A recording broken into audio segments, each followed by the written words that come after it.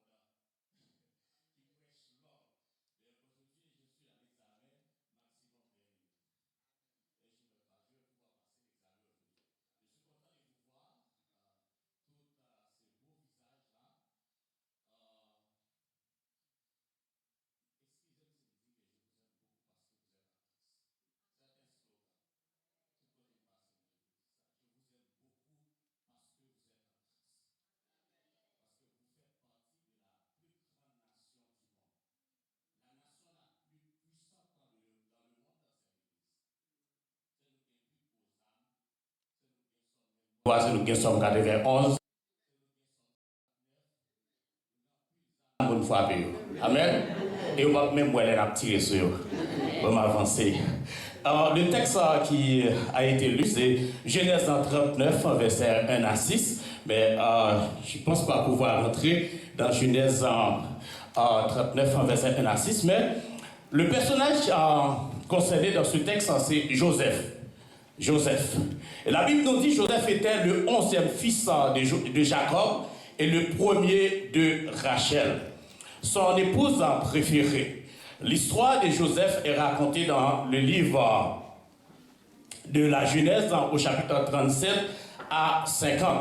Après la mention de naissance de Joseph, Joseph réapparaît pour la première fois à l'âge de 17 ans. Il garde les troupeaux avec ses demi-frères et rapporte à Jacob leurs mauvais propos. Le texte biblique dit aussi que Jacob aimait Joseph plus que les autres fils parce qu'il l'avait eu dans sa vieillesse. Et il fit un habit de plusieurs couleurs. Genèse 37, verset 3. Les frères de Joseph savaient que leur père aimait Joseph plus qu'eux et cela les a poussés à le haïr. Joseph, le serviteur fidèle, mais c'est pas ça qu'on va. Je juste un peu dit Joseph et puis je remets le microphone. Joseph, la Bible nous dit, est le 11e fils de Jacob. Et la Bible dit, Jacob avait 12 enfants. C'est ça, vous êtes d'accord avec moi? Et la famille dans laquelle Joseph est né était une famille qui était dans le plan de Dieu. J'ai dit était dans le plan de Dieu. Je n'ai pas dit marcher. Ce n'est pas une famille qui marchait dans le plan de Dieu. Une famille qui était dans le plan de Dieu. Marche dans le plan de Dieu, c'est horizontal. Mais être dans le plan de Dieu, c'est vertical. C'est-à-dire Dieu t'a mis dans son plan. Si tu es dans le plan de Dieu, on n'a aucune raison pour ébranler. Dis-toi. Parce que cette famille-là, si cette famille-là n'était pas dans le plan de Dieu, c'est seulement que cette famille marchait dans le plan de Dieu, c'était foutu, c'était fini pour cette famille-là. Mais Jacob, lui, était le fils d'Isaac, comme vous le savez, et son grand-père, Abraham, a engendré Ésaü et Jacob. Et Jacob est le père de Joseph.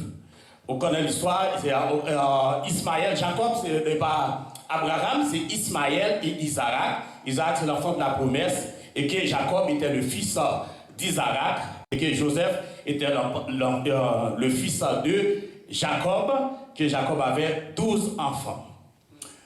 Et cette famille était dans le plan de Dieu, mais aussi cette famille marchait aussi dans le plan de Dieu. Et Satan, il était joué tout rôle qu'il gagne, toute tentation, toute bagaille possible pour être capable de détruire la famille. Et l'une des raisons que Satan a besoin de finir avec la famille, c'est parce que tu as un plan qui était établi depuis dans la Genèse sur cette famille. C'est pour cela que Satan, il était tué Caïn tué Abel, il était tué Abel. C'est parce que tu connais une promesse qui fait, l'entête pas de penser c'est dans Abel que la promesse a été faite. Et on ne peut pas tuer le plan de Dieu. Amen. Personne ne peut pas tuer le plan de Dieu. Et le plan que Dieu a pour vous ce matin, alléluia, qui t'aime dans le bagage. Là où Satan fait plus gros attaque sur vous, c'est ça qu'on t'a connaît.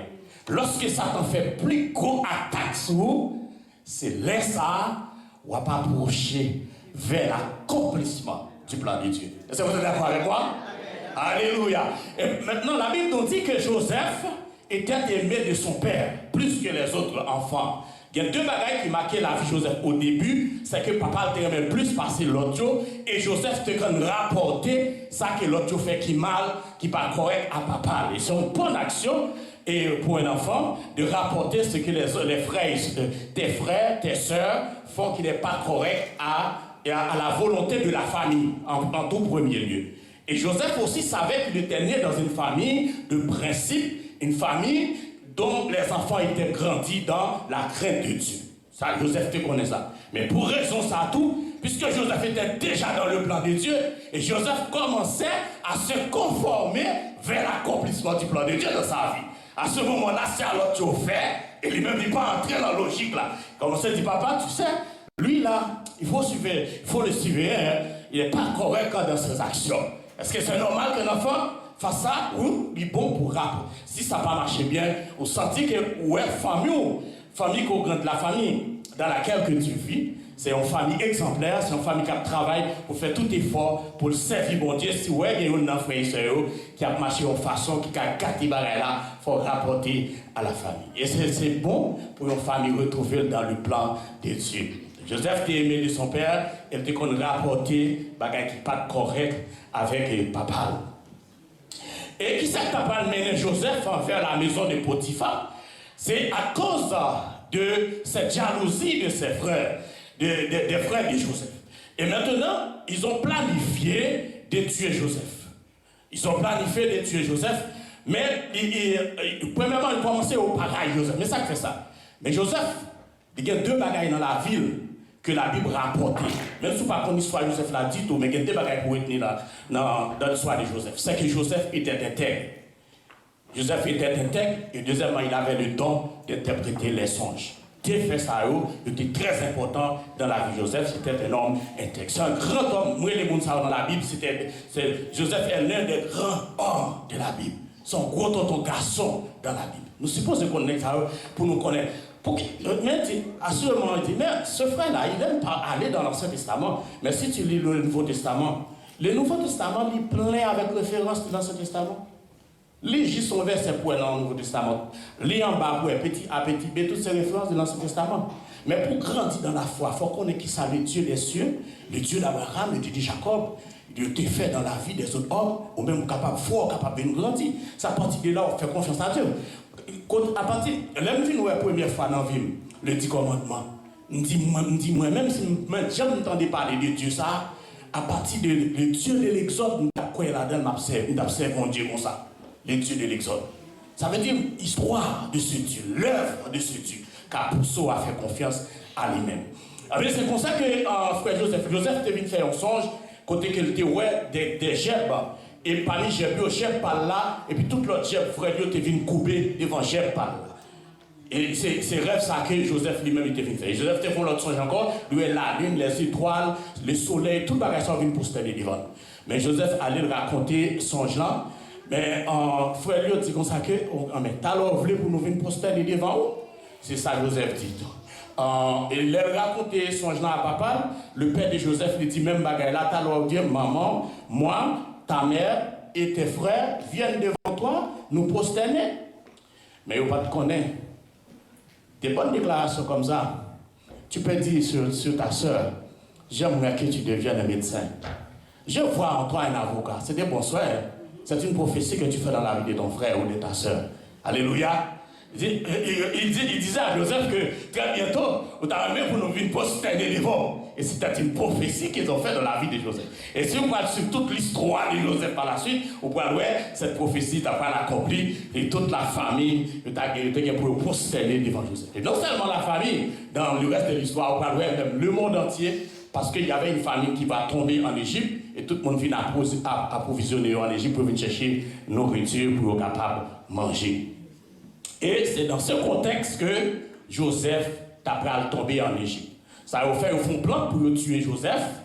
Et qu'on a là des gens et Rouben, il a suggéré que pour ne pas tuer Joseph, pour jeter l'empuya. Et non, il a décidé finalement de ne pas tuer, de jeter l'empuya. Mais qu'on a là, pendant que le frère n'a pas là, et puis pendant les Ismaélites, ils ont passé, et puis ils ont décidé qu'ils vont vendre Joseph, et ils prennent Joseph et aller en Égypte avec. Ouais, Joseph était vendu comme esclave. Parce que les filles vendent Joseph, ils revendent Joseph encore à Potiphar. Les Ismaélites le revendent en Égypte, ils revendent Joseph encore. Vous comprenez? Est-ce que vous voyez comment que le plan de Dieu dans ta vie, c'est beaucoup de difficultés pour arriver au sommet et plus devant. Et si j'ai accès pour me retourner pour chez Message, je vais vous montrer toute misère ça Joseph passé pour Joseph accéder au trône de Pharaon. Il va occuper la deuxième place dans le royaume. Ça, c'est un grand Dieu. Est-ce que nous allons dire mon Dieu comme ça? Un Dieu qui place, qui fait plan sur la vie. Quand vous êtes dans le plan de Dieu, pourquoi vous êtes ébranlé? Mais il y a des actions à poser il faut faire l'action horizontale aussi quand vous êtes dans le plan de Dieu. Si vous remarquez que vous êtes dans le plan de Dieu, vous êtes dans le plan de Dieu, c'est-à-dire que vous faites partie du plan de Dieu, et pour Dieu, mettez un plan sur la vie, et vous-même, il faut commencer à bouger, il faut commencer à marcher. Et le Moïse est livré devant la mer Rouge. Il te dit, peuple là, et j'ai rapporté le film, non. Il voit que la mer Rouge l'a ouvert avant, que nous rentrer, ça c'est film, non. Mais la Bible nous dit que nous commençons à mettre pieds. Alléluia. Et puis comme ça, la mer a commencé à fendre. Et puis, lorsque le plan de Dieu est sur ta vie, il faut commencer à marcher là-dedans. Alléluia. Marche dans le plan de Dieu. Marche dans le plan de Dieu. Alléluia. Et c'est comme ça, Joseph, pendant qu'il est arrivé comme esclave et en Égypte, là, je me retournais, si je me chance pour le dimanche, je m'a prêché, je vais montrer que Joseph a continué à marcher dans le plan de Dieu. Et tu as regardé l'intégrité, il t'a toujours, même dans cet esprit de bali pour l'interpréter songe là, c'est ça qui pourra aider Joseph pour lui avancer. Maintenant, je finis, laissez-le voir une dos. Où est-ce qu'il va ça à Déron là? Où est-ce qu'il tempête ça? Au moment de l'ouragan, ça a été transformé en tempête tropicale. Ça veut dire qu'on a assez la pluie là-bas, il y a un passé. Il y a la pluie. Mais s'il transforme en tempête tropicale, maintenant, c'est la pluie qui a tombé. La pluie a un temps pour le passer, pas vrai? Dégagez au bouger. Pas seulement mettre parapluie sous tête, mettez parapluie, mais il faut bouger pour quitter l'espace là, pour bouger de l'autre côté pour rentrer, pour capable parer la pluie, pour faire sous pas mouiller, pour radou pas mouiller. Il dit d'où, il y a un pile de bagages Satan fait pour t'empêcher. Peuple ça. Il y a une raison qui fait qu'il me parle de Joseph actuellement avec Dieu. Et cet homme, le fait marquant de la vie de Joseph, c'est si tu veux montrer mon dos, je vais mener mon dos comment Israël arrive en Égypte. Mener Israël en Égypte pour eux à partir de Joseph. Comme nous connaissons l'histoire déjà, comment Israël a quitté l'Égypte, et moi maintenant on a montré comment Israël est rentré en Égypte. Et Satan a fait tout ça capable pour Israël pas entrer en Égypte. Et l'on va voir, les Israéliens finissent d'entrer en Égypte, ils peuvent faire tout ça capable pour maintenir Israël en Égypte. Parce que quand on a le retour entre Canaan, on chant qui dit tout le monde veut à Canaan. Mais nous ne pouvons jamais connaître ça. Tout le monde veut à Canaan. Depuis que Canaan, on est dans le paradis, on doit sauver. Tout le monde sait Canaan, nous ne pas vrai. Surtout pour le Canaan, on va connaître en Égypte. Parce qu'il faut quitter Canaan pour aller en Égypte. Il faut quitter l'Égypte pour retourner en Canaan. On va quitter ça sous suspens. J'espère que réunion ça, le Seigneur est capable de bénir pour nous-mêmes. J'espère que le plan que mon Dieu pour l'Église, ça, il est capable de réaliser. Non, il n'est pas trop long. Et j'espère que nous sommes capables de reconnaître le plan que mon Dieu a sur la vie. Les jeunes, toutes les familles ici présentes, le Seigneur a un plan sur vous. Et vous devez marcher dans ce plan. Alléluia. Amen. Et marcher ou pas dans ce plan que Dieu a dans la vie, l'a réaliser quand même. Mais le fait qu'on montre qu'on ne peut pas comprendre, ça peut retarder quelque chose. Ça peut faire souffrir. Alléluia. Que le Seigneur vous bénisse.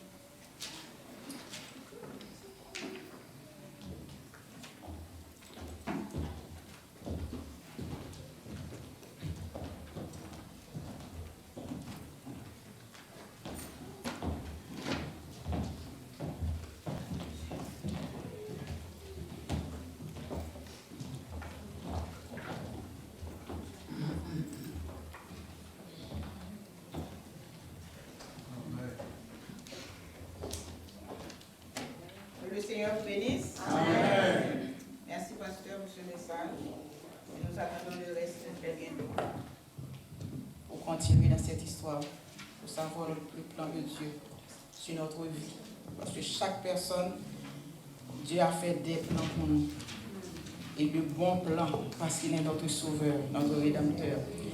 Nous allons chanter 2 strophes dans le chant 220 français des chants d'espérance. Sur de la victoire, soldats du Seigneur. Vous allez vous mettre debout. Vous chantez le premier et le deuxième strophe.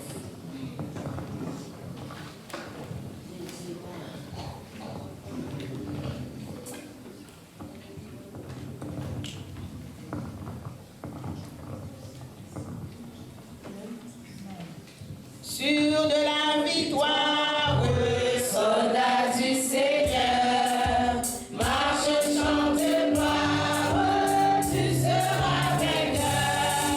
Le grand capitaine qui va devant toi, te la rend certaine qu'on va avec toi. Oui, la victoire, tu l'auras.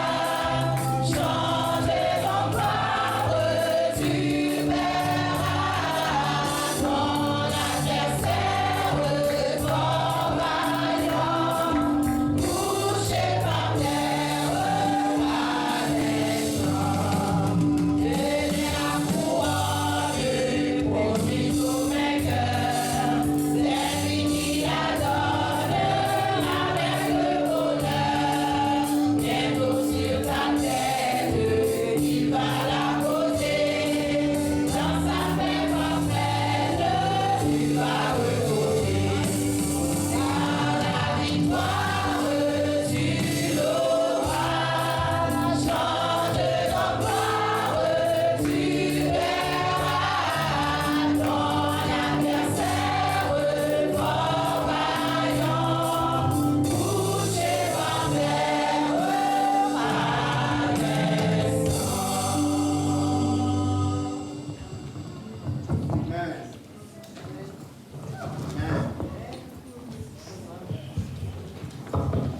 On a prié, mon Dieu. Bon, Papa, nous qui est dans le ciel là, nous disons merci, merci pour ce service. Merci au Dieu parce que vous parlez avec nous, je veux dire, mon Dieu, sous plan qu'on gagne pour la vie, chaque petit tuyau, mais plan qu'on gagne de manière collective pour cher Seigneur Dieu Tout-Puissant, ton Église. Nous demandons au Père Saint, nous assez de connaissances, assez de capacités, assez de discernement, comme dit cher Seigneur Dieu, et dans le message, nous avons besoin d'avancer dans le plan, mon Dieu, qui est pour nous. Nous avons besoin de commencer à mettre les pieds dans l'eau pour, mon Dieu, qu'à ouvrir et faire passage dans la mer rouge. Là. Seigneur, aidez-nous pour agir avec la foi en ce sens, pour nous avancer dans le plan qu'on vient pour nous. Bénis chaque fois une action qui est là. Nous demandons quoi avec nous, Seigneur. Nous allons passer un moment avec Pasteur Fernand, Seigneur Dieu Tout-Puissant. Nous demandons déjà capable d'aider le peuple là, nous capable d'écouter, cher Seigneur. Et nous capables en mesure pour nous comprendre et avancer selon la dictée du Saint-Esprit de Dieu. Seigneur, sois avec ton peuple et bénis Pasteur Francis pour le cas continuer. Parlez-nous, Seigneur Dieu. Bénis servant au Sœur Roselène pour le cas continuer en mesure pour le guider nous vers le trône. Nous prions avec l'Église comme ça, au nom de Jésus. Amen. Maintenant, il n'y a aucune condamnation pour ceux qui sont en Jésus-Christ. Que le Seigneur vous bénisse abondamment. Amen. Nous demandons pour capable de retirer nos souris. C'est le moment que nous pourrons gagner pour nous parler entre nous.